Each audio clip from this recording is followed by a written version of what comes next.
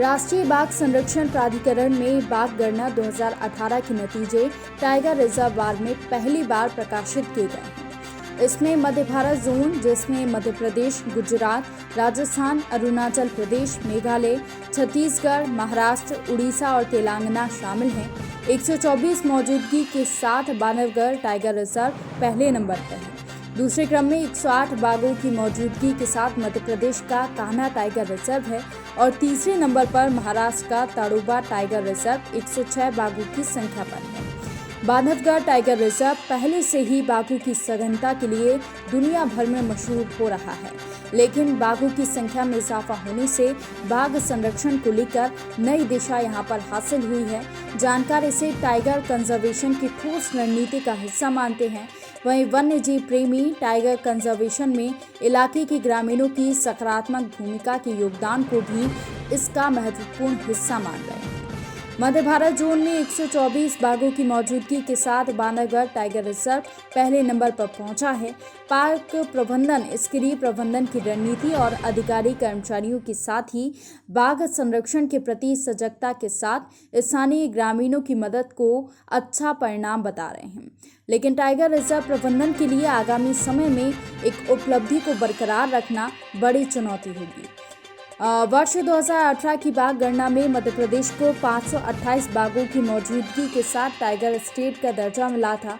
इसमें Bandhavgarh tiger reserve के बाघों की संख्या सबसे महत्वपूर्ण हुई है। अब देखना ये होगा कि बाघों की संख्या में सबसे तेजी से ऊपर आए बांधवगढ़ टाइगर रिजर्व आने वाले समय में बाघ संरक्षण के लिए कितना खरा साबित होता है। देखिए, बांधवगढ़ के लिए बहुत गौरव का विषय है कि मध्य भारत जोन में लगभग 12 राज्यों में हमने टाइगर की संख्या में पहला स्थान अर्जित किया है। तो ये बहुत ही गौरव की बात है और इसके लिए बांधवगढ़ का पार्क प्रबंधन और बांधवगढ़ के बफर जोन में रहने वाले सारे लोग बधाई के पात्र हैं। मुझे लगता है कि टाइगर कंजर्वेशन को लेकर के एक जो आम धारणा है कि पीपुल्स डेंसिटी से इसको नुकसान होता है, उस धारणा को बांधवगढ़ तोड़ता है।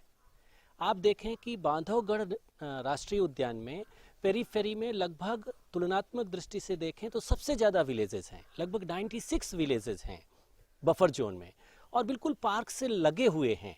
इसके बावजूद हमने टाइगर कंजर्वेशन में मध्य भारत जोन में पहला स्थान अर्जित किया है, जो ये बताता है कि टाइगर कंजर्वेशन में बहुत सारी रूढ़ी और भ्रांतियां हैं, उसको दरकिनार करके लोगों को प्रबंधन का अगर हिस्सा बनाया जाएगा तो हम और भी बेहतर उपलब्धियां अर्जित कर सकते हैं। इसके पीछे जो बहुत बड़ा एक और कारण है वो ये है कि बाघों की जो अर्थव्यवस्था है, बाघ आधारित अर्थव्यवस्था है, उसमें हमने बहुत सारे लोगों को अब शामिल कर लिया है। तो इस वजह से जो पोचिंग और दूसरे वन अपराध थे वो बहुत उसमें कमी आई है और बाघों की संख्या बढ़ने के पीछे कंजर्वेशन की गतिविधियों के अलावा दूसरा ये बहुत बड़ा कारण है। निश्चित ही पूरे बांधवगढ़ टाइगर रिजर्व के लिए हमारे जितने भी अधिकारी, कर्मचारी, श्रमिक और जितने भी हमारे से जुड़े हुए लोग हैं, मीडिया के लोग हों या गाइड्स हों या जिप्सी ओनर्स हों या होटेलियर्स हों, जितने भी लोग हैं जो हमारे साथ इस अभियान में जुड़े हुए हैं बाघों के संरक्षण संवर्धन के, सबके लिए एक बहुत ही हर्षदायक सूचना है ये।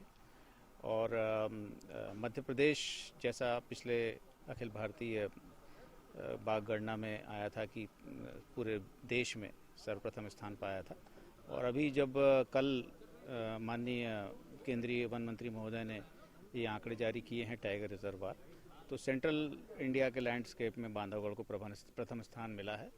ये निश्चित ही हम लोगों के लिए एक बहुत प्रसन्नता की चीज़ है और हम अपने जितने भी पुराने साथी यहाँ पर अधिकारी कर्मचारी जिन्होंने यहाँ पर रहकर संरक्षण संवर्धन की दिशा में काम किया है, उनको इस योगदान के लिए साधुवाद देते हैं। और अब इस पोजीशन को बरकरार रखने के लिए हम लोगों को और अधिक मेहनत और अधिक प्रतिबद्धता से कार्य करना पड़ेगा। ये आगे हमारे इसमें बहुत खुशी की बात है जब से हम ये न्यूज़ सुने हैं कि बांधवगढ़ अपना नेशनल पार्क 1 नंबर पे है, मध्य प्रदेश 1 नंबर पे है, टाइगर स्टेट का जब से दर्जा प्राप्त हुआ है पहले भी था और अब भी है। बहुत खुशी का महसूस कर रहे हैं आसपास के ग्रामीण क्षेत्र के लोग।